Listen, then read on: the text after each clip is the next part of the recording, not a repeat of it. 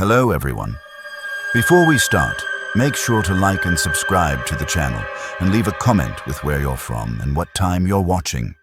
That way, YouTube will keep showing you stories just like this one. Now, let's begin.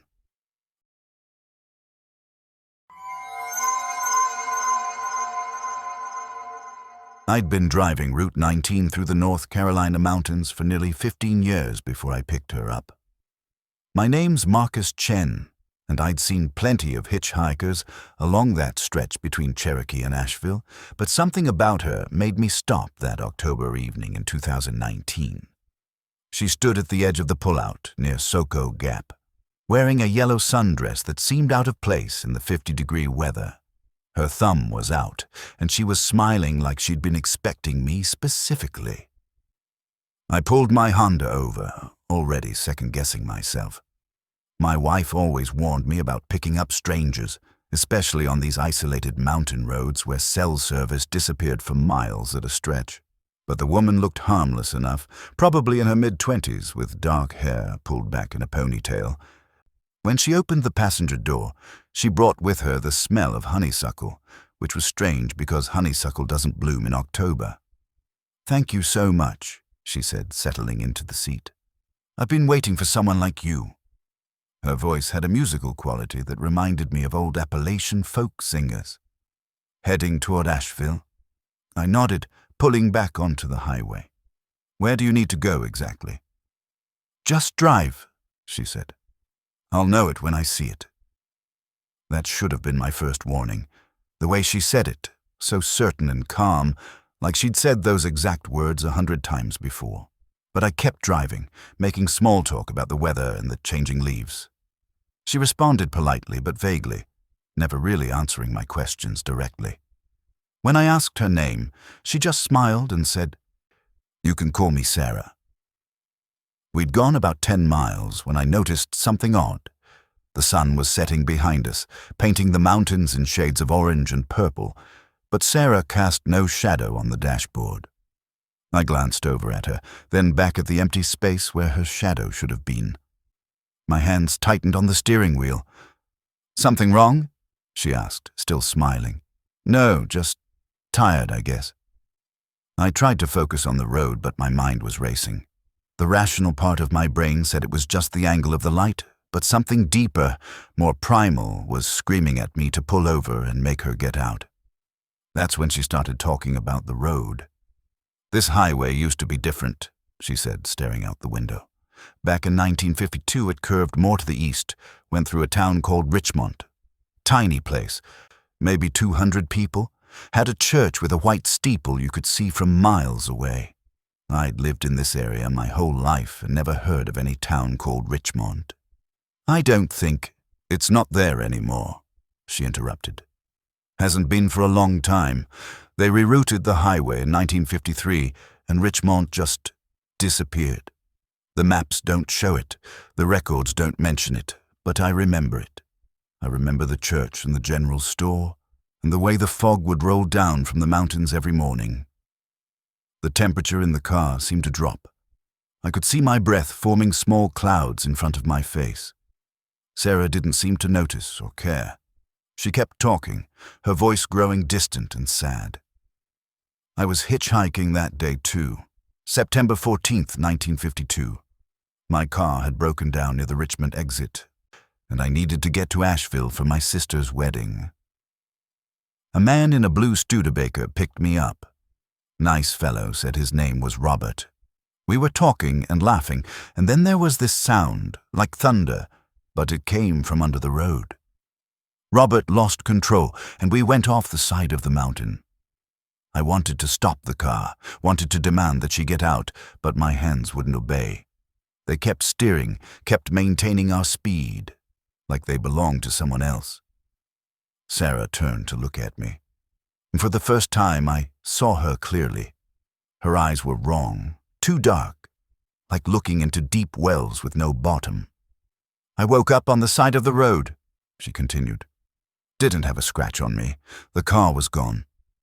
Robert was gone, and when I finally made it to where Richmond should have been, there was nothing but empty forest. like the town had been erased. I tried to flag down cars, tried to get someone to help me understand what had happened, but everyone just drove past. Everyone except people like Robert. People like Robert?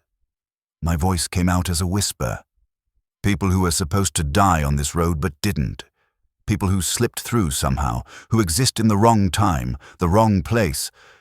Robert picked me up because he recognized what I was. And now, every few years, someone like you stops for me. I finally managed to slam on the brakes, pulling the car to the shoulder. My heart was hammering against my ribs. Get out. Please, just get out. Sarah looked at me with something like pity. I'm not here to hurt you, Marcus. I'm here to warn you. Check your phone. Look at the date. With shaking hands, I pulled out my phone. The screen showed October 23rd, 2019. That was right, that was today. But then I looked at the timestamp more carefully.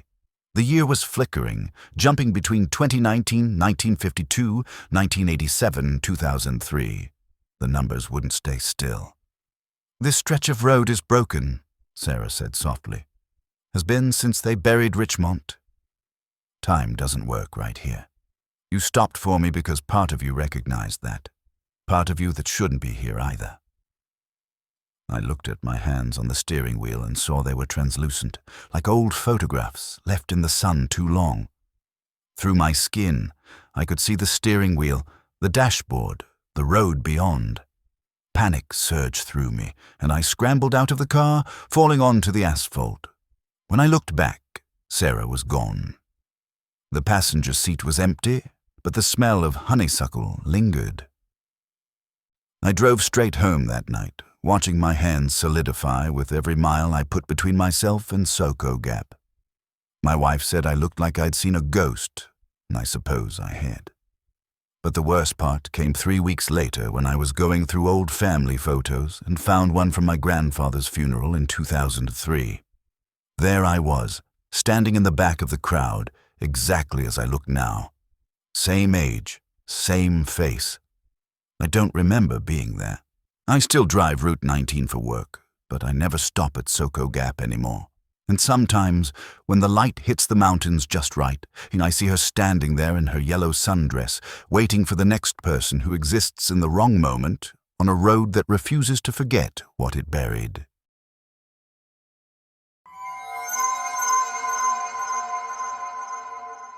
My name is Jennifer Kowalski, and I've been a long-haul trucker for 8 years. I've driven every major highway in America, hauled everything from electronics to livestock, and I thought I'd seen it all. But nothing prepared me for the man I picked up on Route 421 near Boone, North Carolina, during a January snowstorm in 2021. It was 2 a.m, and the snow was coming down so hard, my wipers could barely keep up. I was hauling a load of furniture to Virginia, already behind schedule because of the weather. The roads were nearly empty, just me and the occasional plow truck.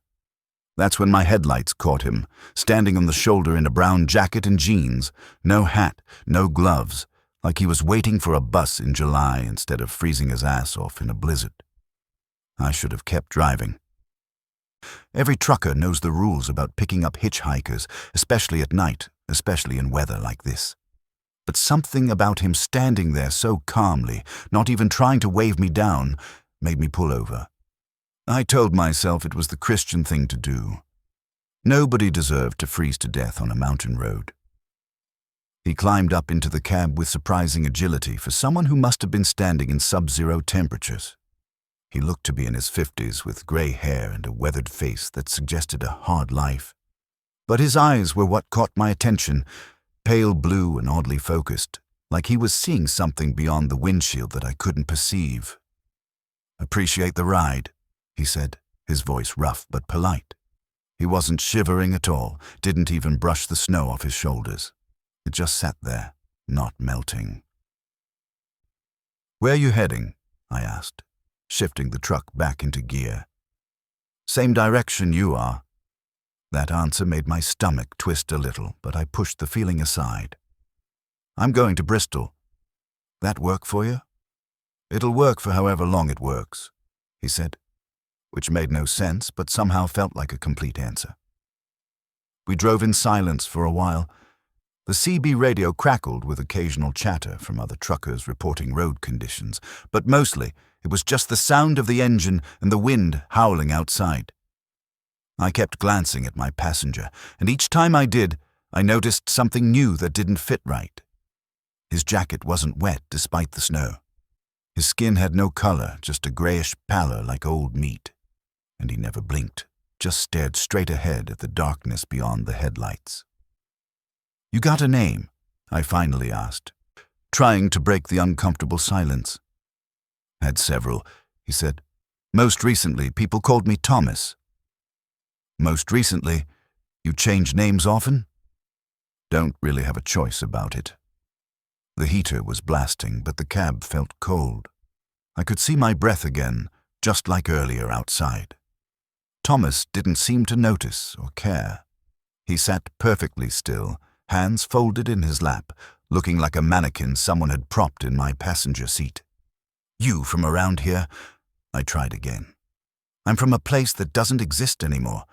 Little town called Shallow Creek used to be off Route 421 back in the 30s. Mining town. Coal, mostly. Did well for a while, then the mine collapsed in 1936. Killed 47 men. After that, the town just dried up and blew away. I'd driven this route dozens of times and never heard of Shallow Creek. But the mountains were full of ghost towns, forgotten places that barely registered in history books. That why you're out here, visiting old memories?" Thomas finally turned to look at me, and I immediately wished he hadn't. His eyes weren't just pale blue anymore. They were reflective, catching the dashboard lights like an animal's eyes in the dark. "I'm not visiting anything," he said quietly. I never left. My hands went numb on the steering wheel. The truck swerved slightly, and I had to fight to keep it on the road. Thomas reached over and steadied the wheel, his hand passing through mine like it was made of cold smoke. I screamed, jerking away, and the truck fishtailed on the icy road. For a few terrifying seconds, all I could do was grip the wheel and pray as the trailer swung wide, threatening to jackknife. Then Thomas touched the dashboard, and the truck straightened out like it was on rails, smoothly gliding back into the center of the lane. "Careful," he said. "Don't want you ending up like me."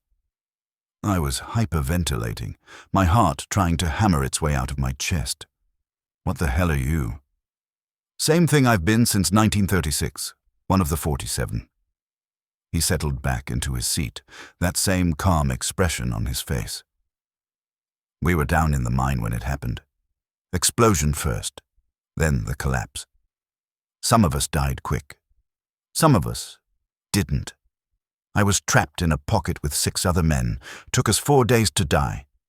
4 days in the dark, listening to each other suffocate, listening to the mountain settle on top of us. I'm sorry, but that doesn't explain." "They never found our bodies," Thomas interrupted. "Sealed the mine entrance, called it a grave, moved on. But we didn't move on. Couldn't. We were stuck down there in the dark, and even after our bodies finally gave out, something kept us here. Some of us stayed near the mine. Some of us wandered. I ended up on this road trying to find a way out, a way forward. But there isn't one. There's only this." He gestured at the snow-covered highway stretching endlessly ahead.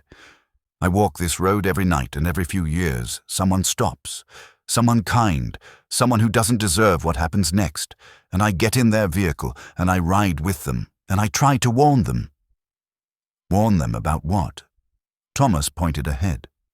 Through the swirling snow, I could see lights, red and blue, flashing in the distance. As we got closer, I saw it was a massive accident, multiple vehicles piled up, some on fire despite the snow. Emergency crews were everywhere, and a state trooper was waving traffic to stop. "This," Thomas said, "this happens every January 15th, has for decades. The road remembers the mine collapse, remembers all that death, and it reaches out and takes more. Feeds on it somehow. I've watched it happen over and over. Different vehicles, different people, but always the same result."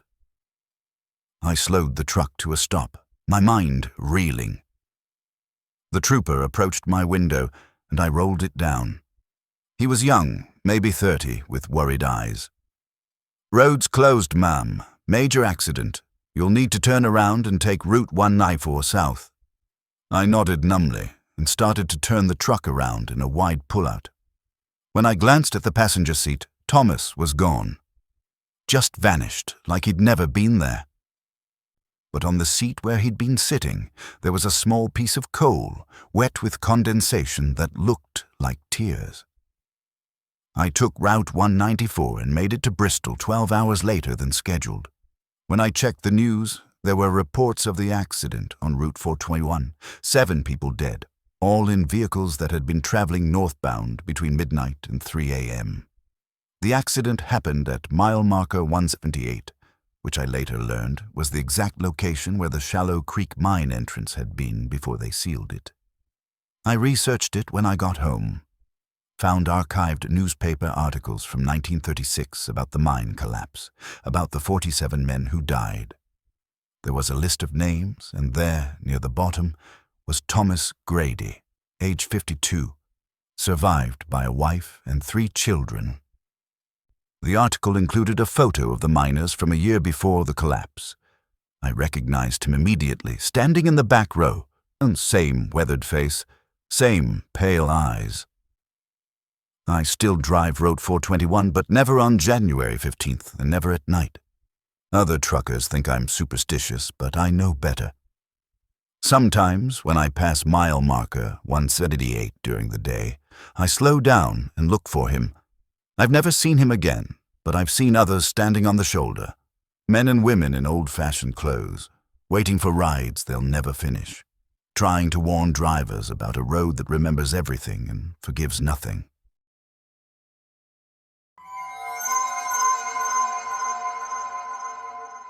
Daniel Reeves here. I used to work as a delivery driver for a medical supply company, running routes through eastern Tennessee and southwestern Virginia. Good job, decent pay, boring as hell most of the time. That all changed in March of 2018 when I picked up a girl outside Kingsport who claimed she knew a shortcut that would save me 2 hours. She looked about 16, wearing a high school varsity jacket and carrying a backpack covered in band patches. Red hair in a braid, freckles across her nose. The kind of kid you'd expect to see waiting for a school bus, not hitchhiking on Highway 23 at 4 in the afternoon. But it was spring break, and I figured maybe she'd missed her ride or something. Against my better judgment and company policy, I pulled over. "Hey, thanks," she said, hopping into the passenger seat. "I'm trying to get to Pennington Gap. My grandma lives there." Pennington Gap was exactly where I was headed with my delivery. "You're in luck. That's my destination too." She smiled, and it was a normal, friendly teenage smile that put me at ease. "I know. That's why I waited for you specifically." That statement should have set off alarm bells, but I was tired and running late, and I just chalked it up to teenage weird phrasing. We pulled back onto the highway, and she immediately started talking about a shortcut.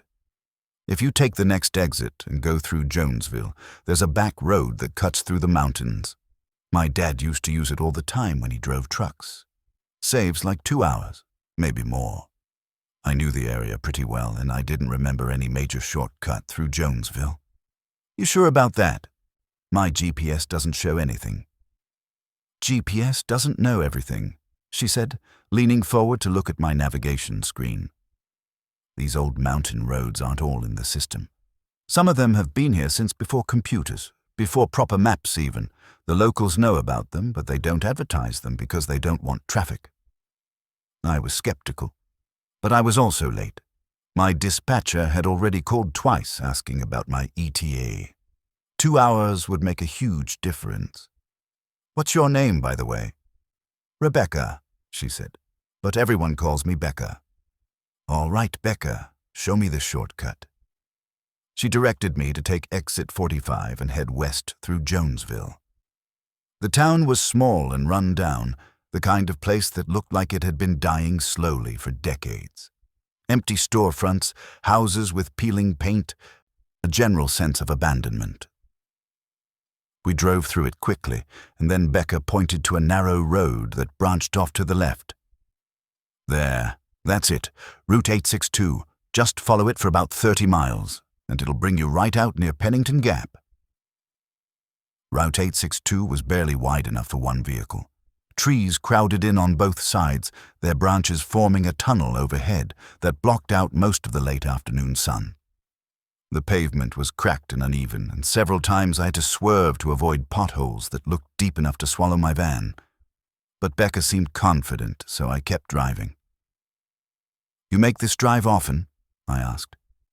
"Used to, with my dad. Before the accident." "Accident?" She didn't answer right away. When I glanced over at her, her smile had faded and she was staring out the window at the passing trees. "He was driving to Pennington Gap to pick me up from my grandma's house. Took this road because it was faster. But there was a storm, and the road was washed out in places, and he didn't see the curve in time. Went straight off the mountainside." "Jesus. I'm sorry." "It's okay. That was 5 years ago. I've gotten used to it." The road kept getting narrower and more treacherous. I was starting to seriously regret listening to her. My GPS had lost signal completely, showing nothing but a blank screen with a loading symbol that spun endlessly. The sun was setting behind the mountains, and shadows were filling in the spaces between the trees, making it harder to see where the road went. "Becca, I think we should turn back. This doesn't seem safe." "We can't turn back now. Road's too narrow. You'd have to drive in reverse for miles." "Just keep going. We're almost through." She was right about not being able to turn around, which made me even more anxious. I kept driving, my hands gripping the steering wheel so tight my knuckles were white. The road twisted and turned, climbing higher into the mountains. The drop-off on the right side got steeper and steeper. No guardrails, no warning signs, just empty air and a long fall into darkness. That's when I noticed the other cars. Old ones from decades ago, crashed and abandoned on the sides of the road. A 1960s sedan with its front end crumpled against a tree. A 1970s station wagon tipped halfway over the edge, held in place by scrub bushes. A 1980s pickup truck upside down in a ravine, its wheels still attached but rusted beyond recognition. "Becca, what is this place?" "It's the shortcut," she said simply. "It saves time, but it costs something too. Every road does. Some roads cost gas money and tire wear. This one costs more." I wanted to stop, wanted to get out and run, but there was nowhere to go. The road kept pulling me forward, and my foot wouldn't lift off the gas pedal. It was like something else was driving, using my hands and feet, but making its own decisions. Becca watched me struggle with a sad expression. "I'm sorry," she said. "I really am, but I've been walking this road for 5 years, trying to find my way to my grandma's house, and I can't do it alone. The road won't let me. It only lets people through who bring someone new.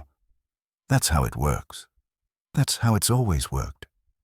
"You're dead," I whispered, the realization hitting me like ice water. "You died here with your father." "In his truck. We went off the edge together.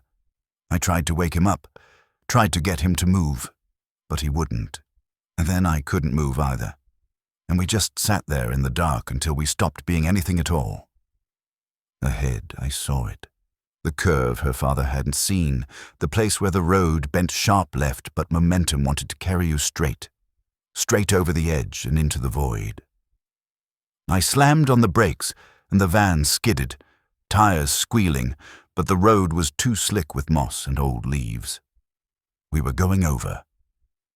Becca grabbed my arm, and her hand was so cold it burned.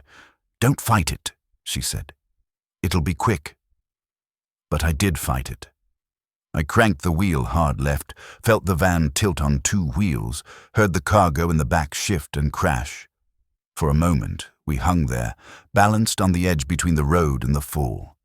Then, somehow, The van slammed back down on all four wheels, and we shot forward around the curve, missing the drop by inches. Becca screamed, a sound full of rage and despair. "No, you have to go over. That's the rule. That's how you pay." I kept driving, faster now, desperate to get off this nightmare road. Behind us, I could see other figures appearing on the roadside, people from different eras, all watching us with hollow eyes. Becca was clawing at the dashboard, at the door, trying to open it, trying to throw herself out while we were moving. "5 years, she sobbed. 5 years I've been here, and you were supposed to let me out. You were supposed to take my place." Then, suddenly, the road widened. Streetlights appeared. I saw houses. Normal houses with lights on, and cars in driveways. A sign read, "Pennington Gap, 2 miles. My GPS flickered back to life, showing that we'd somehow jumped forward on the map, bypassing nearly 40 miles of highway. When I looked at the passenger seat, Becca was gone. The varsity jacket was there, though, draped over the seat. I picked it up with shaking hands. The back had a name embroidered on it, Rebecca Walsh. Below that, a date. In memory, 2013-2018. The jacket was 5 years old, donated to some memorial, somehow ended up on that road, waiting. I delivered my supplies to the clinic in Pennington Gap and quit my job the next day. I tried to report what happened, tried to tell people about Route 862 and the people trapped there, but nobody believed me. The road doesn't show up on any official maps. The local sheriff said Route 862 was closed in 1995 after multiple fatal accidents and was never reopened. It's been blocked off for over 20 years, but I drove it. I saw the crashed cars, saw Rebecca Walsh, saw the others waiting on the roadside. Sometimes I wonder if I actually made it off that road or if I'm still there, driving endlessly through those dark woods, waiting for the curve I won't see in time, adding my van to the collection of wrecks that line the route to nowhere.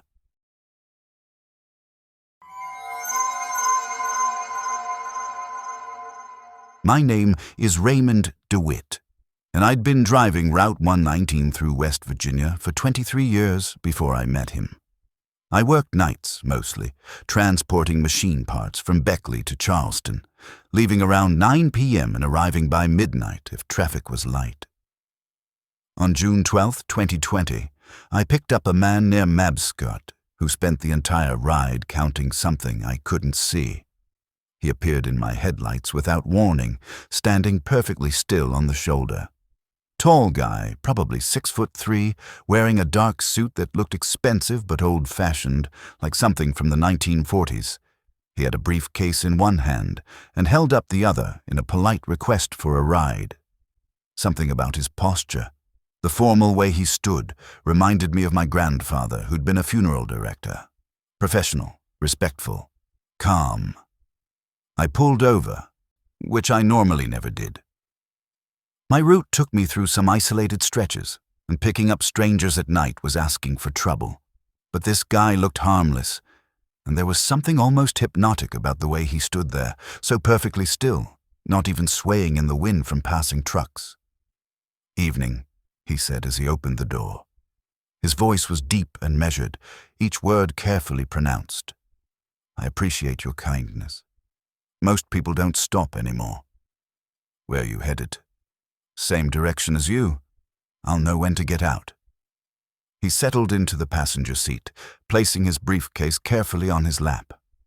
Up close, I could see he was older than I'd first thought, maybe in his 70s with white hair slicked back and deep wrinkles around his eyes. But those eyes were sharp, intensely focused, and they never blinked. He stared out the windshield like he was reading something written on the darkness. We drove in silence for a few miles. Then he started counting. 12, he said suddenly. 13, 14. I glanced over at him. Excuse me. 15, 16. He raised one finger from his briefcase, marking each number. What are you counting? He didn't answer immediately. 17, 18, 19. His finger kept moving, tapping silently against the leather of his briefcase. 20, 21. Sir, what are you? Graves, he said quietly. I'm counting graves. There are so many along this road. 22, 23. Most people can't see them, but they're there. 24. Every time someone dies on this highway, the earth remembers. 25. The bodies might be moved, but the graves remain. 26. A chill ran down my spine. Route 119 was notorious for accidents, especially this stretch between Mabscott and Charleston. Narrow lanes, sharp curves, heavy truck traffic mixing with local cars. I'd seen my share of wrecks over the years, some minor, some fatal. But graves, 27, 28, 29. His counting continued, methodical and unchanging. 30, 31. That one was recent, within the last month. Young woman, I believe. 32. Lost control in the rain. 33. He was right, I'd heard about that accident on the radio. College student from Marshall University, hydroplaned and hit a tree. Died on impact. But how could he know where it happened? 34, 35, 36. This stretch here is particularly bad. 37, 38. Multiple graves within a quarter mile. 39. Family of 4, 2008. 40. Head-on collision with a drunk driver. 41. My hands were shaking on the wheel. Who are you? How do you know these things? 42. My name is Arthur Prescott. 43. I was a mortician for 52 years. 44. Worked out of a funeral home in Beckley. 45. Handled over 3,000 bodies in my career. 46. You develop a sense for death after that long. 47. You can feel where it's happened, where it lingers. 48. That's not possible. You can't just feel. 49. 50. 51. Truck driver, 1987, jackknifed in ice. 52. Died before the ambulance arrived. 53. His wife visited the spot every anniversary until she passed in 2015. 54. Now they're both here, in a manner of speaking. 55. I wanted to pull over and make him get out, but his counting had become almost hypnotic. The numbers flowed smoothly, never hesitating, never stopping. And worse, I was starting to see things on the roadside. Not graves exactly, but dark spots, patches of shadow that didn't match the surrounding darkness. Places where the night seemed denser, heavier. 56, 57, 58. That one's old. Pre-1960s. 59. Before this was a paved highway. 60. Probably a horse and buggy accident. 61. The bones are deep now. 62. But the impression remains. 63. Why are you doing this? I asked. Why are you counting them? Arthur turned to look at me for the first time since we'd started driving. His eyes were completely black. No whites, no irises. Just endless dark. Because someone has to. 64. The dead need to be witnessed. 65. Otherwise, they fade completely, become nothing. 66. I'm giving them acknowledgement. 67. Recognition that they existed, that they died here. 68. I jerked the wheel, nearly running us off the road. Arthur reached over and steadied it with one hand, never missing a beat in his counting. 69. 70. Careful, Mr. DeWitt. 71. We wouldn't want to add another grave tonight. 72. How do you know my name? I never told you. 73. I know many things I shouldn't. 74. It comes with the condition. 75. 76. You see, I died 3 years ago. 77. Heart attack while embalming a body. 78. Quite ironic, really. 79. Spent my whole life preparing others for death. 80. Never prepared myself properly. 81. The temperature in the truck dropped so fast I could see ice forming on the inside of the windshield. My breath came out in white clouds. Arthur continued counting, his finger still tapping that same rhythm against his briefcase. 82. 83. After I died, I found I couldn't leave. 84. Too many souls unaccounted for. 85. So I walk this highway every night.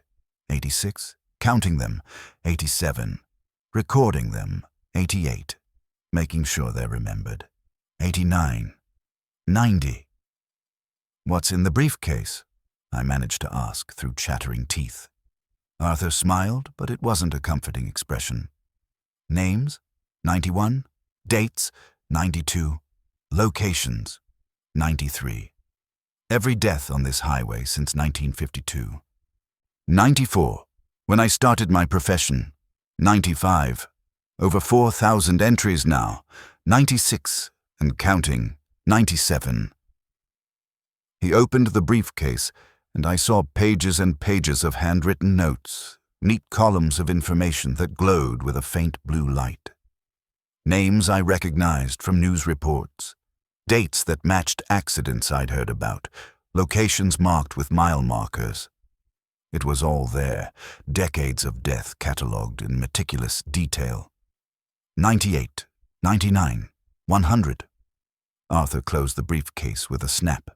We're approaching a significant location. 101, mile marker 47, 102. This is where I died. 103. My funeral home was just off the highway there. 104. I was working late. 105. Trying to finish before my daughter's wedding the next day. 106. Ahead I could see an old building set back from the road, dark and abandoned. The sign was still there, barely legible. Prescott Family Funeral Services. Windows were boarded up, the parking lot overgrown with weeds. It looked like it hadn't been used in years. 107. 108. They sold the business after I passed. 109. My children didn't want to continue the tradition. 110. I understand. 111. It's a difficult profession. 112. But someone needed to stay. 113. Someone needed to keep counting. 114. As we passed the old funeral home, Arthur began to fade. Not all at once, but gradually, like a photograph left in the sun. His voice continued, counting upward, but it was growing fainter. 115, 116. Remember them, Mr. DeWitt. 117. The dead on this road. 118. They deserve that much. 119, 120. Then he was gone. The passenger seat was empty but freezing cold. The briefcase remained, sitting there like proof that I hadn't imagined the whole thing. I pulled over at the next rest area and opened it with trembling hands. Inside were the pages I'd seen, hundreds of them, filled with names and dates and locations. But there was also a blank page in the back, and at the top, in fresh ink that hadn't been there before, was today's date, June 12th, 2020. Below it, one line, Raymond DeWitt, mile marker 47, narrowly avoided. I kept the briefcase. I don't know why. Maybe because Arthur was right. Maybe the dead do deserve to be remembered. I still drive Route 119, but now I see what he saw, those dark patches on the roadside where death left its mark. And sometimes, late at night, I hear counting in the distance, Arthur Prescott's deep voice marking each grave, making sure that 4,000 souls aren't forgotten on a highway that runs through the mountains, carrying the living and remembering the dead.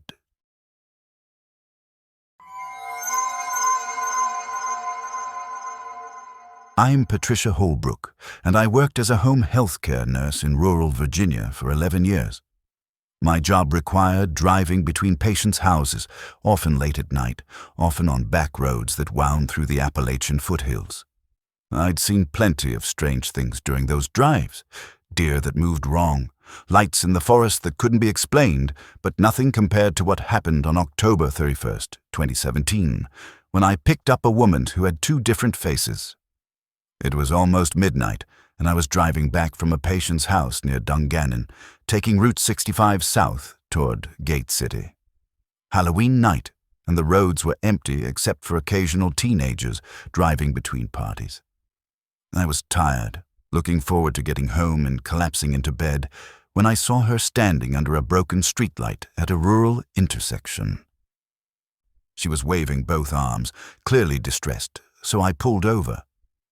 Even through my exhaustion, alarm bells were ringing. A woman alone on a deserted road at midnight on Halloween was either in real trouble or the setup for something bad. But she looked normal enough, maybe 40 years old, wearing jeans and a hoodie, her dark hair pulled back in a messy bun. "Thank God," she said when I rolled down the window. "My car broke down about a mile back and my phone's dead. Can you give me a ride to the nearest gas station?" Against my better judgment, I unlocked the doors. She climbed in, bringing with her the smell of cigarettes and cheap perfume. "I'm Sarah," she said. "I really appreciate this. I was starting to think nobody would stop. Patricia, there's a Shell station about 10 miles down the road. I can drop you there." Perfect. She settled into the seat and pulled out a cigarette, then seemed to remember she was in someone else's car and put it away. "Sorry. Bad habit, especially on stressful nights." We drove in comfortable silence for a few minutes. Sarah seemed normal, if a bit shaky from her ordeal. She made small talk about the weather, about how isolated these roads were, about how grateful she was that I'd stopped. Everything was fine until we passed under another streetlight, and I saw her reflection in the passenger window. The face looking back at me wasn't the face of the woman sitting next to me. In the reflection, she was younger, maybe 20, with blonde hair and sharp, angular features. But when I looked directly at her, she was still dark-haired Sarah, in her 40s. I blinked hard, thinking it was just exhaustion playing tricks on me. "You okay?" Sarah asked, noticing my expression. "Yeah, just tired. Long shift. I know the feeling. I'm a nurse too, or I was. Got laid off 6 months ago." That coincidence should have comforted me, but instead it made my unease worse. I kept glancing at the window, at her reflection, and every time I did, the young blonde woman stared back. She had different eyes too, cold and calculating where Sarah's were warm and friendly. "What kind of nursing did you do?" I asked, trying to focus on the conversation instead of the impossible reflection. "Emergency room, mostly. Trauma cases. You see a lot of bad things working ER in a rural hospital. Car accidents, overdoses, domestic violence. It wears on you after a while." Her voice was steady, but in the reflection, I could see the blonde woman's mouth moving differently, saying words I couldn't hear. The synchronization was all wrong, like watching a badly dubbed movie. "Sarah, are you sure you're okay? I look fine," she said sharply, and for just a second, her face flickered. The 40-year-old Sarah blurred and shifted, and I saw the young blonde woman sitting there instead, just for a fraction of a second. Then Sarah was back, looking confused. "Sorry, I didn't mean to snap. Just stressed." My hands tightened on the steering wheel. "Who are you really?" "What? I'm Sarah, I told you." "No, the reflection. You're different in the reflection." She turned to look at the window, and I saw fear flash across her face. Real, genuine fear. "You can see her. You can see Melissa." "Melissa?" Sarah, or whoever she really was, started crying. "I didn't know anyone else could see her. I thought it was just me. She's been with me for 6 months, ever since the accident." "What accident?" "I was driving home from a double shift, 3 in the morning. This girl was hitchhiking on Route 65, right around here, actually. Melissa Thorne, 19 years old, heading back to her college dorm after visiting her parents. I picked her up because I remembered being her age. Remembered hitchhiking myself sometimes when my car broke down. We were talking, laughing, and then something ran across the road. A deer, I think. I swerved, lost control, and we went off into the ditch. Hard impact, the airbags deployed, and I was dazed, but okay. But Melissa... She trailed off, wiping tears from her eyes. In the window reflection, the young blonde woman was screaming silently, her mouth open wide in terror and rage. Melissa broke her neck, died instantly. I called 911, but it was too late. They ruled it an accident, not my fault, but I knew better. I'd been awake for 20 hours. I shouldn't have been driving. I definitely shouldn't have picked up a hitchhiker. And now she's stuck with me. Every time I look in a mirror, every time I see my reflection, she's there, watching me, judging me. I wanted to pull over, wanted to get this woman out of my car, but we were on a narrow stretch with no shoulder. Have you seen a doctor? Talk to someone about this. You think I'm crazy. I'm not. Melissa is real. She died, and somehow part of her latched onto me. Maybe because I was the last person she saw. Maybe because she has unfinished business. Maybe because she blames me for her death. I don't know. But she's there. Always there. In the reflection, Melissa was pointing at me now, her mouth moving rapidly. Sarah saw it too and let out a small gasp. What's she saying? I asked, though I wasn't sure I wanted to know. Sarah leaned closer to the window, reading Melissa's lips. Her face went pale. She says you're going to die tonight. She says this road takes more than it gives and you've driven it too many times. Eventually it collects on everyone. She says she's just the first. There are others watching, waiting for their chance. That's insane. Pull that over right now. But then I saw them. In the woods flanking the road, dozens of pale faces staring out at us. Old and young, men and women, all with the same hollow expressions. Some were transparent, barely visible. Others seemed solid enough to touch. And every single one was watching my car, tracking our movement with dead eyes. Sarah saw them too. They're the others, the people who died on this road. Melissa showed them to me weeks ago, but I thought they were hallucinations. Please tell me you see them. I see them, I whispered. The faces in the woods began to move, keeping pace with the car. Some were walking, some were floating, some moved in ways that defied physics, jerking and twitching like broken puppets. And they were getting closer, emerging from the trees, stepping onto the shoulder of the road. Drive faster, Sarah said urgently. I pressed the accelerator and the car jumped forward.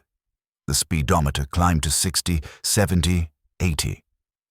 The faces kept pace effortlessly, gliding alongside us.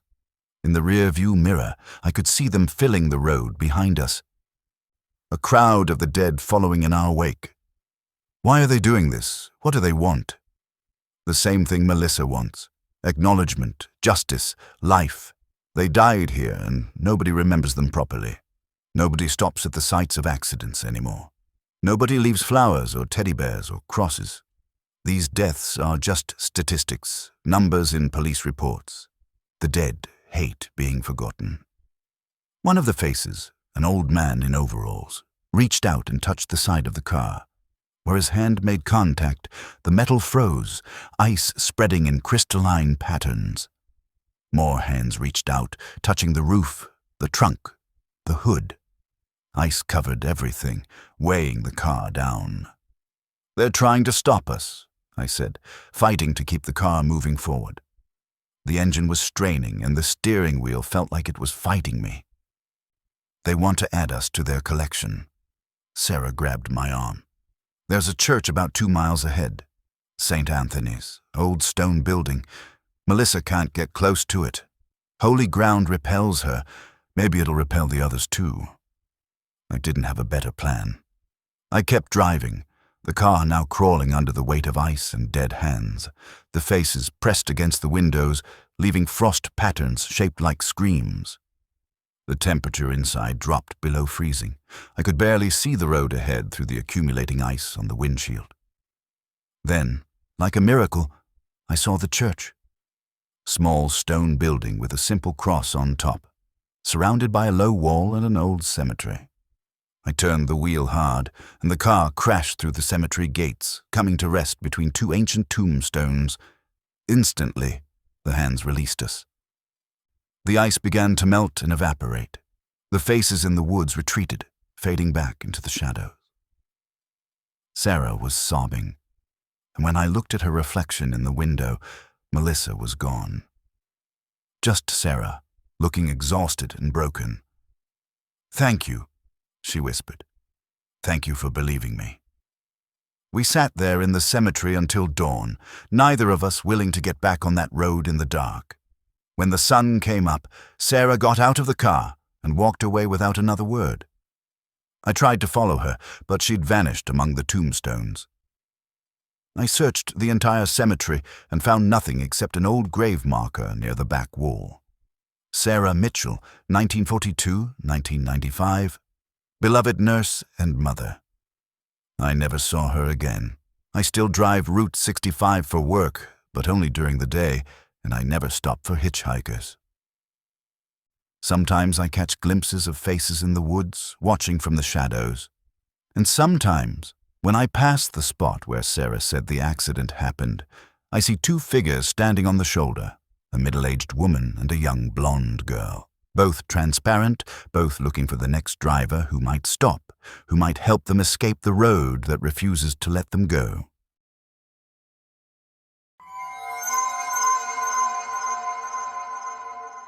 Name's Marcus Taylor, and I used to be a regional sales manager covering the Virginia-Kentucky border.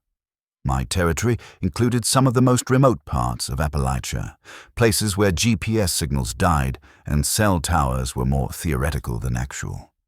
I'd learned to navigate by road signs and instinct, and in 15 years, I'd never gotten seriously lost. That changed on December 8, 2019, when Route 23 decided to trap me. I was driving from Pikeville, Kentucky to Pound, Virginia, a route I'd taken at least 100 times. 2-hour drive, mostly straightforward, through mountains and small towns that hadn't changed much since the 1970s.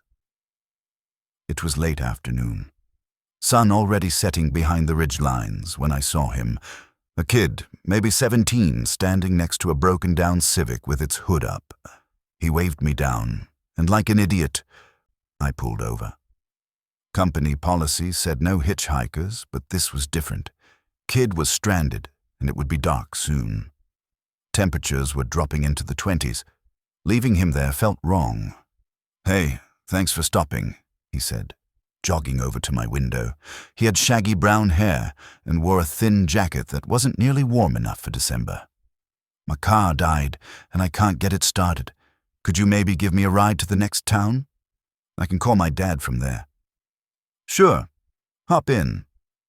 He climbed into the passenger seat, bringing with him the smell of motor oil and teenage anxiety. "I'm Connor, by the way. This is so embarrassing. I just got this car, and it's already breaking down." "Marcus, and don't worry about it. Cars break, especially older ones." I pulled back onto Route 23 and continued toward Pound. "Where are you from?" "Jenkins. Heading home from my girlfriend's place in Pikeville." We chatted for a while about nothing important. School, cars, the weather. Connor seemed like a normal kid, maybe a bit nervous, but who wouldn't be after getting stranded. Everything was fine until I realized we'd been driving for over an hour and hadn't reached Pound yet. "This is taking longer than usual," I muttered, checking my odometer. We should have covered at least 50 miles, but the numbers suggested we'd only gone 20. Connor shifted uncomfortably. "Yeah, seems like it." I looked for landmarks, anything familiar.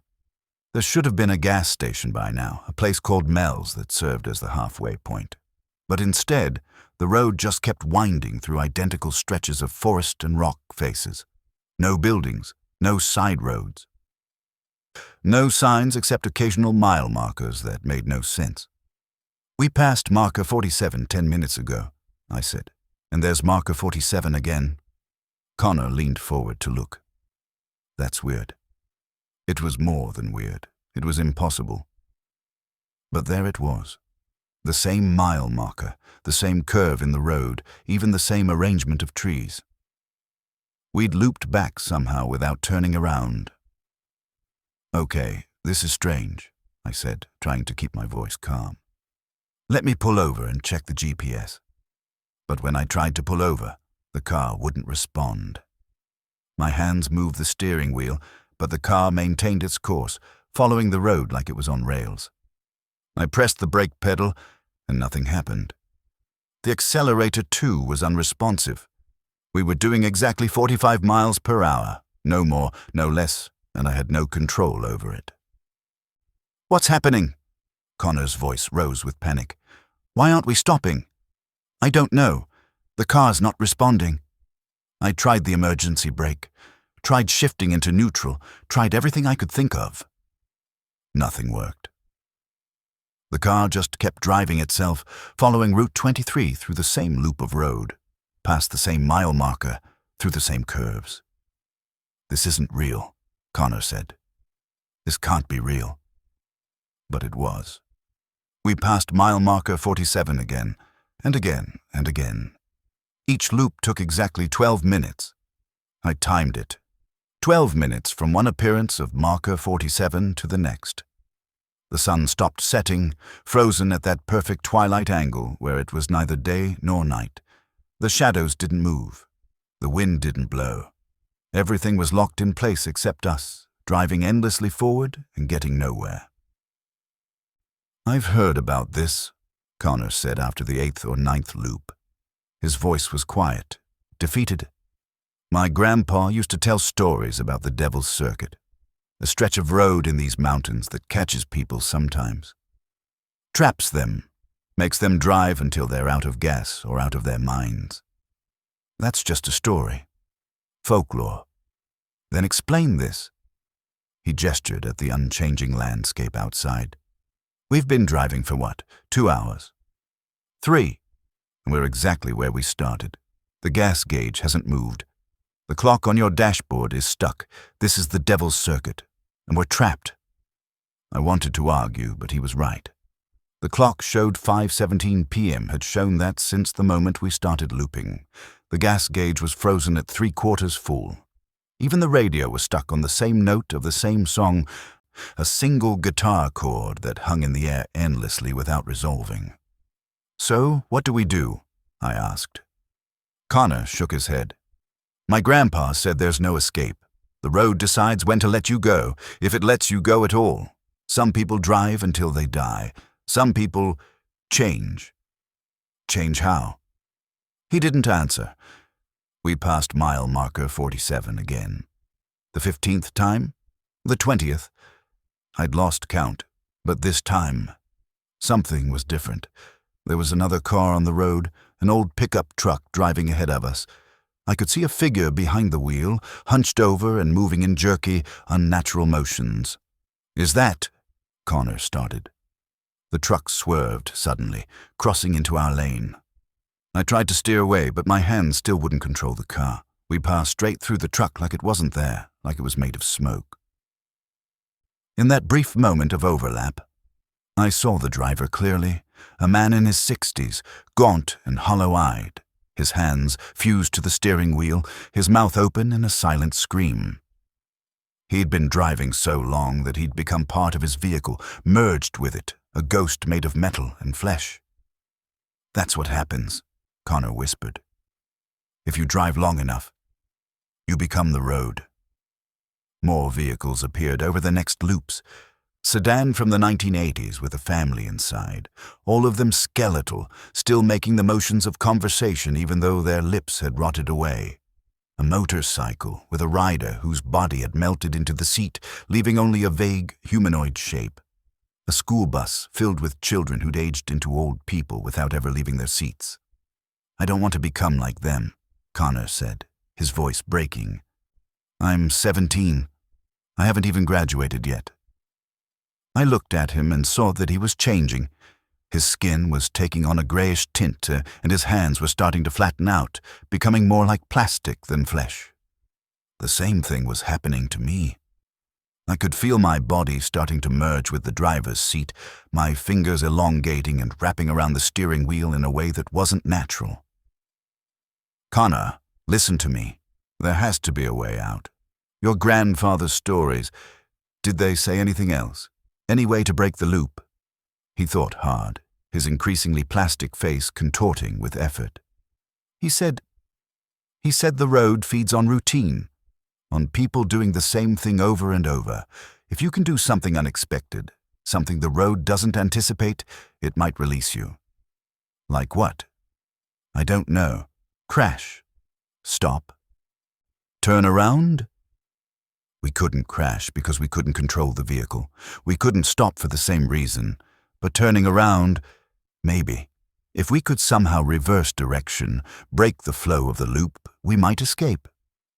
I focused all my will on the steering wheel, not trying to turn it left or right, but trying to spin it completely around, to force the car into a full 180-degree turn. My hands, which were now more like tendrils of fused flesh and rubber, wrapped tighter around the wheel. I pulled with everything I had. The car resisted.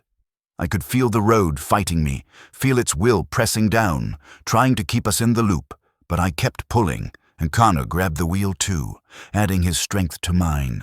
Together, we cranked it hard, forcing the car to turn against its will. The world screamed. That's the only way I can describe it. The air itself seemed to shriek in protest as we spun the wheel. The frozen twilight shattered like glass, and suddenly we were spinning, the car doing donuts in the middle of Route 23. We spun, and with each rotation, I saw flashes of different times. The road in sunlight, in rain, in snow, in darkness, cycling through seasons and years in seconds. Then we slammed to a stop. The car was facing the opposite direction, back toward Pikeville. The clock was moving again, ticking forward from 5:17 to 5:18. The sun completed its setting, and proper darkness fell. The radio unstuck itself and finished the song it had been playing. Connor and I stared at each other. Our hands looked normal again. Our skin had color. We were us, not half-merged with the car. We'd escaped. "We should go," I said. "Yeah." I drove back toward Pikeville, and Connor directed me to his house in Jenkins. When we got there, he thanked me and got out quickly, like he couldn't stand to be in the car another second. I didn't blame him. I drove home in a daze, arriving around midnight. The next day I called in sick to work and did some research. I found records of disappearances on Route 23, dozens of them over the past 50 years, people who were traveling that stretch and simply vanished, their vehicles never found, no bodies recovered. The local police called it a statistical anomaly, blamed it on the rough terrain and the deep forests where cars could go off the road and not be discovered for years. But I know better. They're still on that road, driving the Devil's Circuit, looping endlessly past mile marker 47, slowly transforming into permanent residents of a highway that refuses to let them leave. And sometimes, late at night when I'm lying in bed, I swear I can still feel the steering wheel under my hands, feel the car pulling me back toward that stretch of Route 23, inviting me to complete the transformation I barely escaped.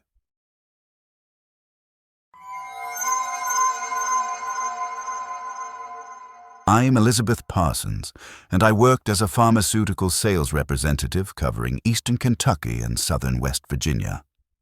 The job required constant travel, long hours on lonely roads, and countless nights in budget motels. I'd been doing it for 7 years before May 2016, when I picked up a man on Route 460 who got younger every time I looked at him. It was mid-morning, unseasonably hot for May, and I was driving from Grundy, Virginia, toward Welch, West Virginia. The road was empty except for occasional coal trucks heading to or from the strip mines that dotted the mountains. I had my windows down, enjoying the breeze, when I saw him standing at a pullout, an old man with a cardboard sign that read, "Going Home."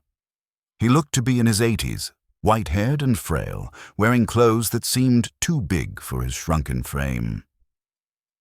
Something about his posture, the way he held the sign with such dignity despite clearly needing help, made me pull over.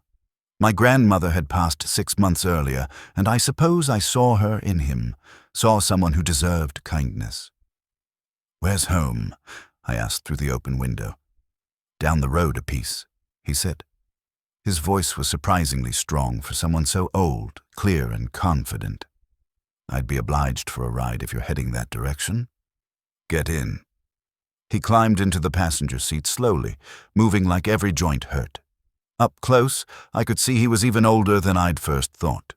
His face was a road map of wrinkles, his hands spotted with age, his eyes clouded with cataracts. He settled in with a grateful sigh. "Name's Thomas Ridley," he said. "Thank you for stopping. Not many people do anymore." "Elizabeth, and you're welcome. Exactly where am I taking you?" "You'll know when we get there. It's not far." That vague answer should have bothered me more than it did, but Thomas seemed harmless.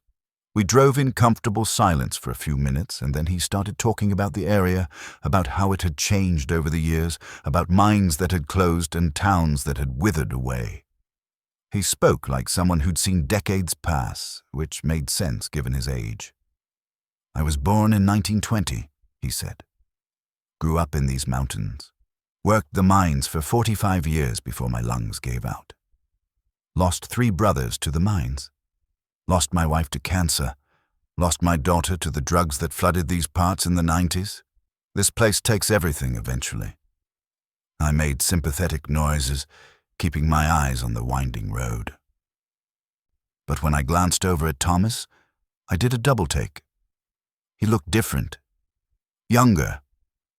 The wrinkles on his face weren't as deep, and his hair had more gray mixed with the white. I blinked, thinking the sunlight was playing tricks. "You all right, miss?" he asked. "Yeah, just tired, I guess. Long drive yesterday." We continued on. Thomas kept talking, his stories moving backward in time. He told me about his retirement party in 1985, about his daughter's high school graduation in 1979, about buying his house in 1968.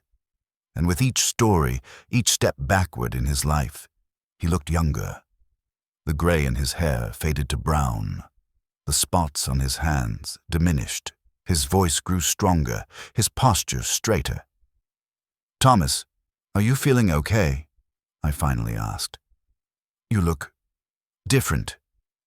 He glanced at his hands, flexed his fingers like he was seeing them for the first time. "I feel fine. Better than fine, actually. Stronger, younger." He said it with wonder, like he couldn't quite believe it himself. By the time he started talking about his wedding day in 1945, he looked to be in his 50s. The transformation was impossible, but I was watching it happen. His face filled out, his skin took on a healthy color. The cloudiness left his eyes. He was becoming younger mile by mile, story by story, memory by memory. "What's happening to you?" I asked, my voice shaking. "I'm going home," he said simply. "Really going home, back to the beginning." "That doesn't make sense." "No, I suppose it doesn't. But it's what's happening."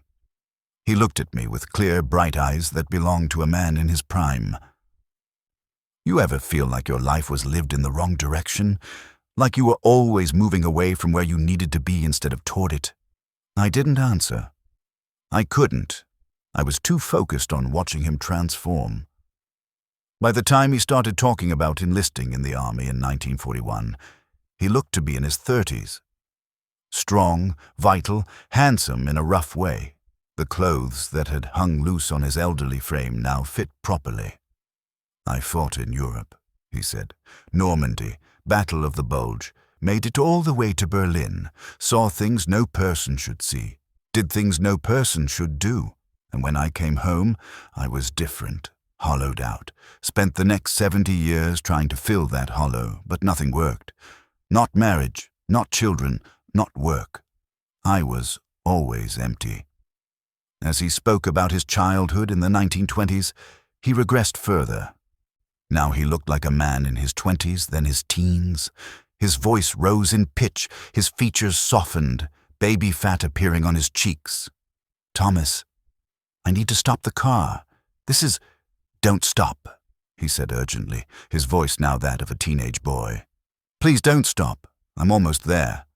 Almost home." "Home where? What are you talking about?" "The place before birth. The place before life. The quiet place where nothing hurts and nothing's lost and nothing ends." His eyes, now the bright, clear eyes of a child, filled with tears. "Don't you understand? I'm being unmade. I'm traveling backward to the moment before I existed, and maybe there I'll find peace." He was shrinking now, his clothes growing comically large on his diminishing frame. A teenager became a child, became a toddler, became an infant. I pulled the car over, unable to drive and watch this impossible thing simultaneously. I turned to look at him fully. In the passenger seat was a baby, maybe a few months old, wrapped in adult clothing that buried him completely. He looked at me with eyes that held the weight of 96 years of life. Those eyes were aware, intelligent, terrified, and grateful all at once. "Thank you," the baby said in Thomas Ridley's voice, deep and rough coming from that tiny mouth. "Thank you for taking me home." Then he shrank further, newborn, then smaller, then just a suggestion of form, then nothing. The clothes collapsed in on themselves, empty. In the middle of the pile, I found a small black and white photograph of a young couple, a man in a military uniform and a woman in a 1940s dress. On the back, in faded ink, "Thomas and Mary, 1945. Forever." I sat there on the side of Route 460 for a long time, staring at the empty clothes and trying to process what I'd witnessed. Eventually, I gathered up the clothes and the photograph and put them in my trunk.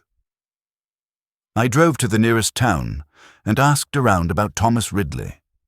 The librarian in Welch found his obituary. He died 3 days earlier in a nursing home in Bluefield at age 96, survived by no one. The funeral had been the previous day. A handful of people attended, mostly staff from the home.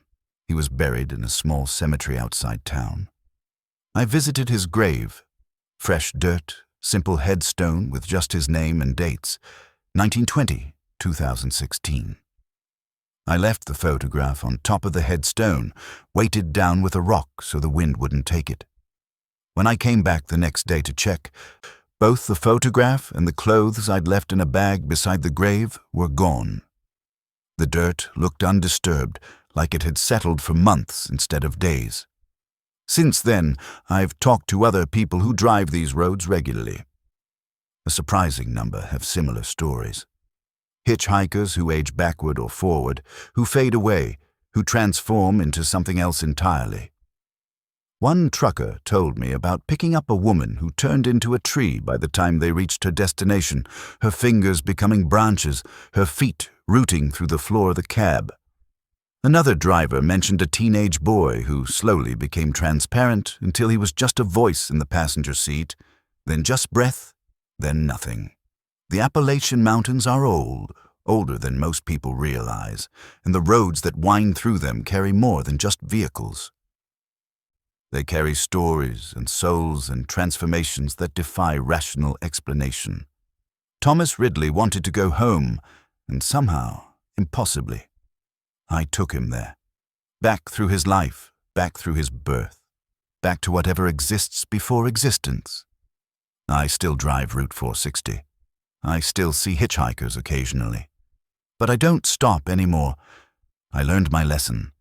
These roads offer rides to places that aren't on any map, to destinations that exist outside normal time and space.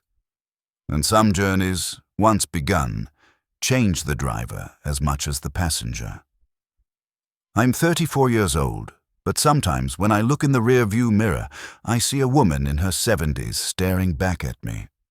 The aging is slow, inconsistent, but it's there. Route 460 took something from me the day I helped Thomas Ridley reach his impossible destination.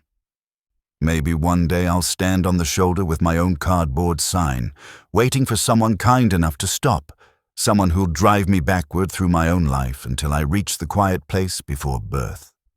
Maybe that's what happens to all of us who help the strange travelers on these mountain roads.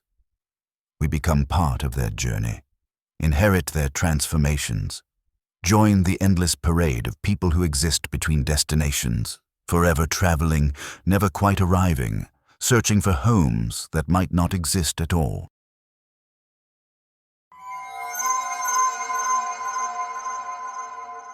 My name's Robert Finch, and I drove a mobile library van through rural Appalachia for 12 years. Librarian on wheels, bringing books to tiny communities too small or too poor to have their own libraries. It was rewarding work, meaningful work, and I met hundreds of wonderful people.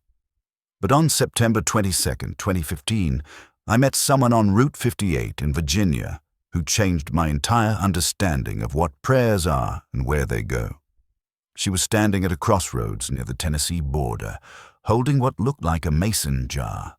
Middle-aged woman, maybe 50, with graying hair pulled back in a severe bun. She wore a long dress that could have been from any era in the past century, simple and unadorned. When I stopped the van to see if she needed help, she approached with a sad smile. "Are you lost?" I asked. "No," she said. "But I wonder if you'd help me with something. I'm collecting prayers, and this area has so many. Would you drive me along Route 58 for a while? I'll know when to stop." It was a strange request, but her manner was so polite, so earnest, that I found myself agreeing. She climbed into the passenger seat, carefully holding her mason jar. Inside, I could see what looked like pieces of paper, dozens of them, all folded up. "I'm Robert, and you are?" "My name doesn't matter much anymore. You can call me Catherine if you need to call me something." We drove east on Route 58, a winding two-lane road that cut through some of the poorest counties in Virginia. Catherine sat quietly, occasionally lifting the jar and seeming to listen to it. After about 10 minutes, she tapped my arm. "Here, stop here, please." I pulled over at an old church, white clapboard with a crooked steeple. It looked abandoned, windows broken, weeds growing through cracks in the parking lot. Catherine got out and walked toward the church door, and without fully understanding why, I followed her. The interior was in slightly better shape than the exterior. Pews still stood in neat rows, though many were damaged. A simple altar sat at the front, and behind it, a cross hung on the wall. Catherine walked down the center aisle and stopped about halfway. "There," she said, pointing at nothing I could see. "Can you feel it?" "Feel what?" "The prayer. Someone prayed here, desperately, years ago. The prayer was so powerful it left an impression, an echo. Most prayers fade quickly, but some linger." She opened her mason jar and held it toward the spot she'd indicated. "This one's been waiting for 37 years. I watched, confused, as she seemed to capture something invisible and seal it in her jar. When she was done, there was one more piece of paper inside, though I hadn't seen her put it there. "What just happened?" Catherine showed me the jar. The new piece of paper was folded up like all the others. She carefully opened it, and I saw handwriting. "Please, God, let her wake up. Please let my daughter wake up. I'll do anything. Please." This prayer was offered in 1978, Catherine explained. A man whose daughter was in a coma after a car accident. He came to this church and prayed for hours, poured his whole soul into it, and the prayer was so strong, so pure, that it couldn't just dissipate. It stayed, waiting. Waiting for what? For me. For someone like me. I collect the prayers that linger, the ones too powerful to fade. I keep them safe. She gently refolded the paper and placed it back in the jar with the others. "Why? What's the point?" "Because prayers matter, Robert. Even if they aren't answered the way people hope. even if the daughter dies anyway, which she did 3 days after this prayer was offered. The act of praying, of pouring your hope and fear and love into the universe, that act itself is sacred. It deserves to be remembered. We got back in the van, and Catherine directed me to other locations. An old house where someone had prayed for their marriage to survive. A bridge where a teenager had prayed for the courage to keep living. A roadside memorial where parents had prayed for their son to rest in peace. At each location, Catherine collected an invisible prayer, and each time a new piece of paper appeared in her jar. By late afternoon, we'd collected 17 prayers. The jar was getting full, pieces of paper pressed against the glass. Catherine held it tenderly, like it was the most precious thing in the world. "How long have you been doing this?" I asked. "Since I died," she said matter-of-factly. 42 years ago. I was a minister's wife, lived in a small town in Kentucky. My husband ran a church, and I helped however I could. But I struggled with doubt. I prayed every day, begged God for faith, for certainty, for some sign that our work mattered. No sign ever came. She stared out the window at the passing mountains. I got sick, cancer. It was fast and brutal, and as I was dying, I prayed one final time. Asked God to show me that prayers weren't just words disappearing into nothing. Asked for proof that faith meant something. And I woke up on the side of Route 58, dead but still walking, with an empty mason jar in my hands. I understood immediately what I was supposed to do. I was the answer to my own prayer. I collect these expressions of faith and fear and hope. I bear witness to them. I make sure they aren't forgotten. That's my purpose now. That's what death gave me when life couldn't. We drove in silence for a while. Then Catherine directed me to pull over at another location, this time a pull-out with a scenic overlook. Several cars were parked there, families taking photos of the mountain view. Catherine got out and walked to the edge, where a metal railing kept people from falling hundreds of feet down the slope. "There's one here," she said. "Recent, maybe last week." She held out her jar, but this time nothing happened. She frowned and tried again. Still nothing. "That's strange. The prayer is here, I can feel it, but it won't come. It's resisting. What does that mean?" "Sometimes it means the prayer is still active, still being answered in a way." She closed her eyes and concentrated. "It's a prayer for safety. Someone stood right here and prayed that a loved one would be protected during a journey. The prayer is still attached to that person, still trying to fulfill its purpose. Can prayers do that, actively protect people?" Catherine opened her eyes and looked at me seriously.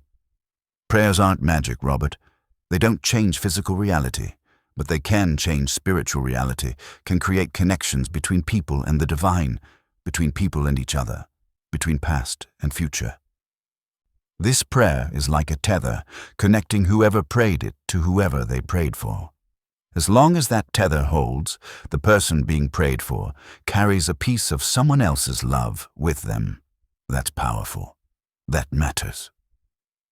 A young woman walked past us toward a car, talking on her phone. "Yeah, Mom, I know, but I'm fine, really. The drive was easy.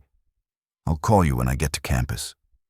She waved to an older woman sitting in one of the parked cars, clearly the mother who'd prayed for her safety. Catherine smiled. There they are. The prayer just completed itself. The daughter arrived safely, the mother's fear is relieved, the tether can release now. She held out her jar again, and this time I saw it. A faint golden light that floated from the railing into the mason jar, where it became another folded piece of paper. "Did you see that?" I asked, astonished. "The light? Yes. Most people can't. But you're seeing it because you're helping me collect these prayers. You're part of the process now, part of the witnessing." We collected 6 more prayers that day, each one a story of desperate hope. Prayers for healing, for forgiveness, for strength, for love, for death to come quickly and mercifully. By evening, Catherine's jar was full. She held it up to the fading light, and I could see all the pieces of paper inside glowing faintly. "I need to take these home now," she said. "Where's home?" "Nowhere you can drive to, but you've done enough. Thank you for helping me today." She started to get out of the van, but I stopped her. "Wait, what happens to the prayers once you collect them? Where do they go?" Catherine smiled, the first truly happy expression I'd seen on her face. "They go to the place where all prayers go eventually. The place where hope lives forever, where every expression of faith is heard and treasured and kept safe.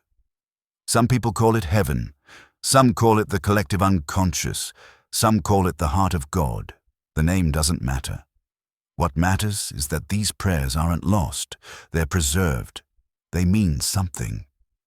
She got out of the van and walked into the woods bordering the road. I watched her go, and as she walked, she became transparent, fading with each step until she was just a shimmer in the air. Then nothing. The sun set, and I sat there in the gathering darkness, trying to process what I'd witnessed. Since that day, I've seen prayers. Not all of them, but some. The powerful ones, the desperate ones. The ones offered with such intensity that they leave marks on reality. They appear as faint golden lights, sometimes attached to people, sometimes attached to places. Churches and hospitals have them by the hundreds. Accident sites and gravesites collect them. Even ordinary homes have them, clustering around bedrooms and kitchen tables where families gather. I see them most often on these Appalachian roads, where poverty and hardship create constant need, constant hoping, constant begging for divine intervention. The mountains are saturated with prayers, decades and centuries of them, layer upon layer of human longing pressed into the landscape. And sometimes, late at night when I'm driving my mobile library van through remote communities, I see Catherine walking along the roadside, mason jar in hand, collecting the prayers that wait in the darkness. I stop and offer her a ride, and together we bear witness to the desperate faith of people who have nothing left but hope and words offered to an invisible God who may or may not be listening. But we're listening. Catherine and I, we hear the prayers, we collect them, we make sure they matter. And maybe that's enough. Maybe being witnessed is its own form of answer. Maybe knowing that your prayer isn't just dissolving into nothing, that someone cares enough to preserve it, is the miracle people are actually asking for when they close their eyes and speak to the darkness.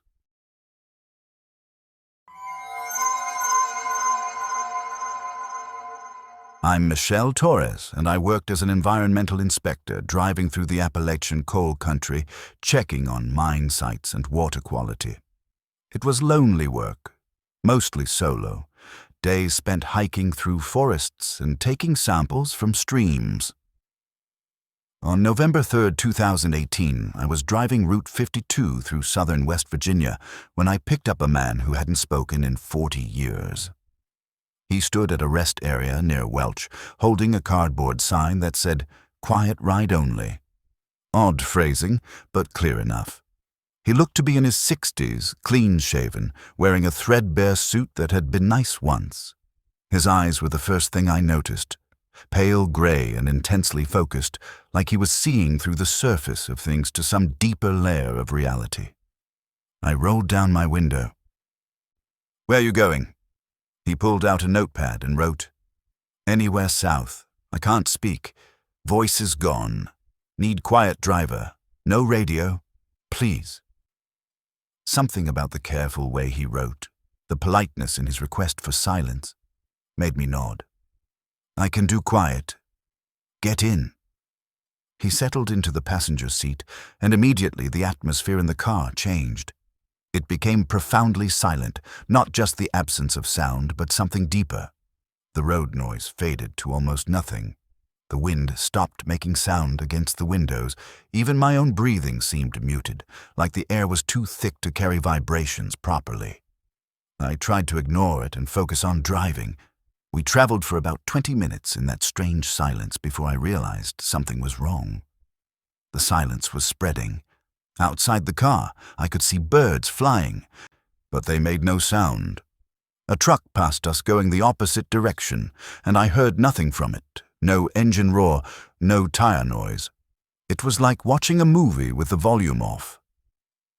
The man noticed me noticing. He pulled out his notepad and wrote, "Sorry, it follows me. The silence. Can't control it." "What do you mean it follows you?" He wrote, 40 years ago, I made a promise to never speak again. The words left, and silence moved in. Now it spreads from me like a plague. Everything near me loses its sound. I pulled over to the shoulder, suddenly afraid. "What kind of promise? Who did you make it to?" He hesitated, then started writing a longer explanation. His handwriting was neat but shaky.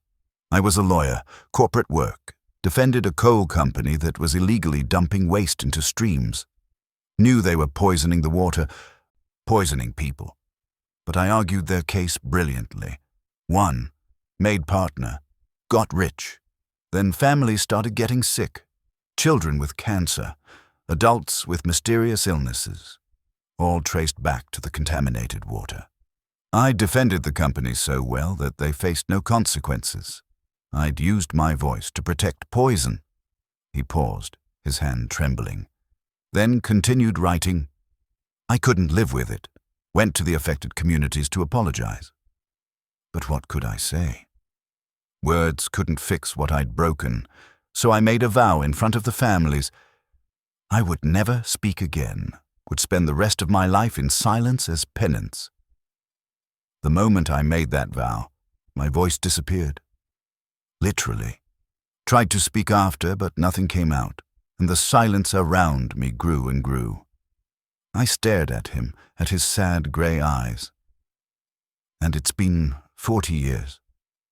You haven't spoken in 40 years? He nodded and wrote, "Everywhere I go, silence follows. At first it was just me. Then it spread to a few feet around me. Now it covers hundreds of yards. I'm a black hole for sound, swallowing every voice, every noise. I'm erasing the world's ability to speak, just like I erased my own." The silence was oppressive now. I could feel it pressing against my eardrums, could feel the weight of absent sound. I tried to start the car, but the engine made no noise. I could feel it vibrating, knew it was running, but heard nothing.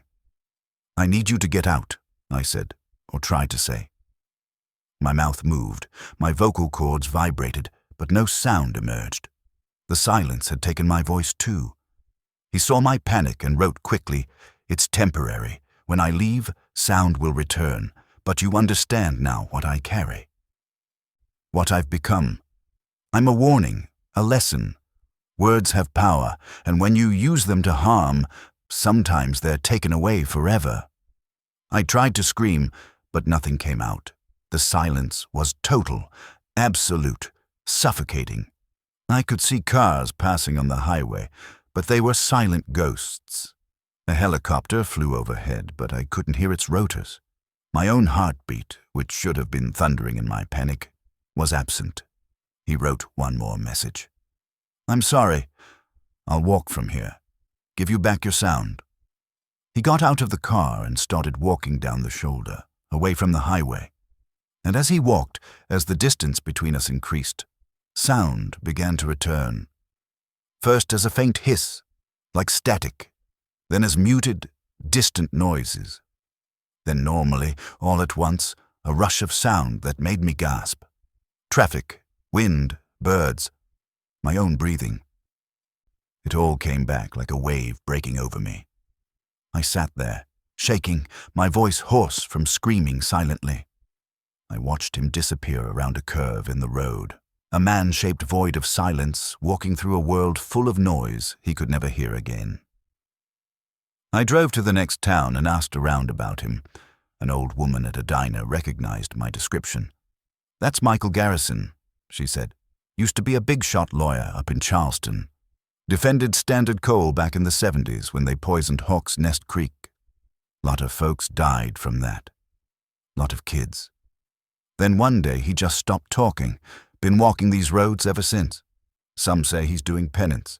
Some say he went crazy with guilt. Nobody talks to him much. People avoid him. Say being around him makes you uncomfortable. Like all the sound is being sucked out of the world. Does he ever try to speak? Not that I've heard. Been 40-some years. I think whatever made him stop talking took his voice permanently. God's punishment, maybe, or his own mind breaking. Hard to say. I thought about Michael Garrison for a long time after that. About how words can poison, how silence can be both penance and punishment. I started paying more attention to what I said, to the impact of my voice. My work involved writing reports that could shut down minds, reports that could cost people jobs, reports that could also protect people from environmental harm. Words had weight, silence had weight. Both could crush or save. A year later, I saw Michael again. Different road, same strange silence. He was walking along Route 460, that same threadbare suit, that same cardboard sign. I didn't pick him up this time, but I slowed down and rolled down my window as I passed. He looked at me, recognized me, and nodded slightly. A sad, grateful acknowledgement. I wondered how much longer he'd walk, how many more years of silence he'd carry as penance for the voices he'd helped silence forever. I wondered if there was an end to his punishment, if one day his voice would return, if the silence would lift, or if he was condemned to walk these mountain roads forever, a living reminder that some words, once spoken, can never be taken back, and some silences, once embraced, can never be broken. Sometimes I see him in the distance, a figure walking along the shoulder of remote highways, always moving, never arriving. And I think about the families he helped destroy with his eloquent arguments, about the children who died because his voice was stronger than their need for clean water. I think about how justice sometimes takes strange forms in these mountains, how guilt can manifest as silence, how punishment can be self-imposed and still utterly merciless. Michael Garrison walks through Appalachia carrying 40 years of silence. And he'll keep walking until silence is all that's left of him, until he fades into the background noise of the world, another ghost on another highway, another story about how the mountains take everything eventually, even the ability to speak, to explain, to ask for forgiveness that will never come.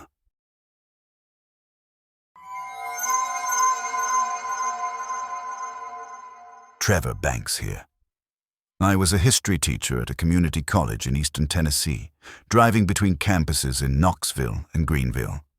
It was boring work, usually. The same route 3 times a week, lecturing to students who mostly didn't care about the past.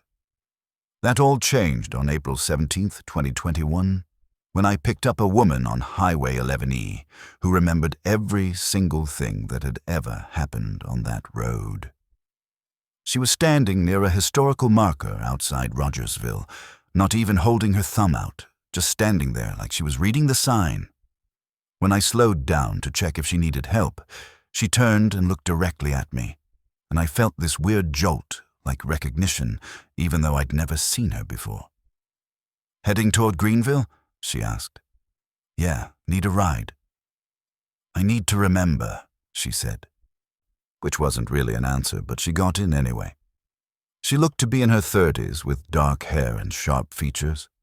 She wore modern clothes, jeans and a t-shirt, but something about her seemed out of time, like she'd been copied and pasted into the wrong era. She had a notebook with her, thick and worn, pages filled with dense handwriting. "I'm Trevor." "Maya," she said, already writing something in her notebook. "This road, this exact stretch, a mail carrier named Thomas Wilcox died here in 1847. Horse spooked by a snake. He was thrown, broke his neck, left behind a wife and 6 children.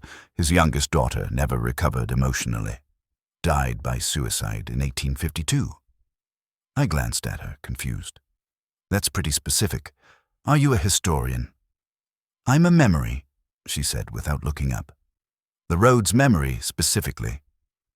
I remember everything that's ever happened on Highway 11E and its predecessor roads going back about 300 years. That's not possible. No, it shouldn't be, but it is. She finally looked at me. On August 3rd, 1923, near mile marker 42, a young couple got married in a roadside ceremony because her father wouldn't let them marry in a church. Her name was Edna. His was William. They had 52 years together before he died of a heart attack. She followed 3 months later. On February 15th, 1967, at mile marker 38, a Vietnam War veteran named James Corrigan stood on the shoulder for 6 hours, trying to work up the courage to throw himself into traffic. He didn't. He went home, got help, lived to be 79. She kept going, memory after memory, each one detailed and specific. Births that happened in cars on this highway. Deaths from accidents, from natural causes, from violence. Marriages and divorces, and first kisses and last goodbyes. She narrated them all in a flat, exhausted voice while writing frantically in her notebook. "How do you know these things?" I asked. "I died here," she said simply. September 9th, 2018. I was driving to visit my sister in Knoxville. A truck crossed the center line, hit me head-on. I died instantly, and when I woke up, I wasn't anywhere specific. I was everywhere on this road simultaneously. I could feel every mile of it, every moment that had ever occurred on its pavement and shoulders and ditches. 300 years of history downloading into my consciousness all at once. That sounds like hell. It is, she agreed. I remember a Cherokee hunting party that traveled this route in 1716. I remember pioneers heading west in covered wagons. I remember Civil War soldiers, both Union and Confederate, marching through. I remember the first automobiles, the first paved sections, every road improvement and expansion. I remember 14,362 people who've died on this highway. I know their names, their ages, how they died, who mourned them. It never stops. The memories never stop coming. She was crying now, still writing, her hand moving almost mechanically across the page. Every day I ride with someone, and I tell them what I remember. I write it all down. If I don't, if I try to keep it inside, it feels like my head will explode. The road won't let me forget, won't let me rest. I'm its archive, its living record, and I'll keep remembering until there's nothing left of me except the memories. We passed mile marker 42, and Maya gasped. Here, right here. May 2nd, 1891, a schoolteacher named Patricia Monroe was walking home when she saw a child fall into the creek that used to run alongside this road. She went in after him, saved him, but the current took her. They found her body 3 miles downstream. The boy she saved, Isaac Bell, grew up to be a doctor, saved hundreds of lives in his career, never forgot the woman who saved him. Maya, maybe you need... July 19th, 1956, mile marker 43. 2 teenagers named Bobby and Susan had their first date. Drove to a drive-in movie theater in Greenville. Bobby was so nervous he forgot to put the car in park and they rolled into the vehicle in front of them. They got married anyway, had 4 children. Bobby died in 2014, Susan in 2016. They were married 60 years. She was sobbing fully now, writing so fast her handwriting was becoming illegible. I remember joy and terror and love and hate and every mundane moment and every significant moment, and I can't forget. I can't forget any of it. 300 years of human experience on one road, and it's all in my head, all the time, forever. I didn't know what to do, so I just drove and listened as she recounted memory after memory, a ceaseless flood of human stories attached to this one highway. Some were beautiful, proposals and births and reunions. Some were horrific, accidents and murders and moments of cruelty that made me sick. But most were ordinary. People commuting to work, families taking road trips, Mundane conversations and forgotten moments that Maya remembered with perfect clarity. By the time we reached Greenville, her notebook was full. She'd filled every available space with tiny handwriting, memories compressed into symbols and abbreviations that only she could decode. "This is where I get out," she said, though we weren't at any particular landmark. "Tomorrow, I'll ride with someone else. Fill another notebook. That's my existence now. Riding endlessly, remembering endlessly, recording endlessly. The road won't release me until every memory is documented." "How many notebooks have you filled?" 937. I'm maybe halfway through the 300 years. Should be done in another 3 years if I keep this pace. And then what? Will you be free? Maya gave me a look of profound sadness. "I don't think so. Because the road keeps making new memories. Every day, new things happen here. New stories begin and end. By the time I finish recording the past, there will be years of new present to remember. I think this is forever. I think I'm going to spend eternity in this loop, remembering and recording and never, ever forgetting." She got out of the car with her full notebook, and I watched her walk to the shoulder of the highway. She stood there, waiting for the next vehicle, the next rides, the next opportunity to unburden herself of memories she couldn't escape.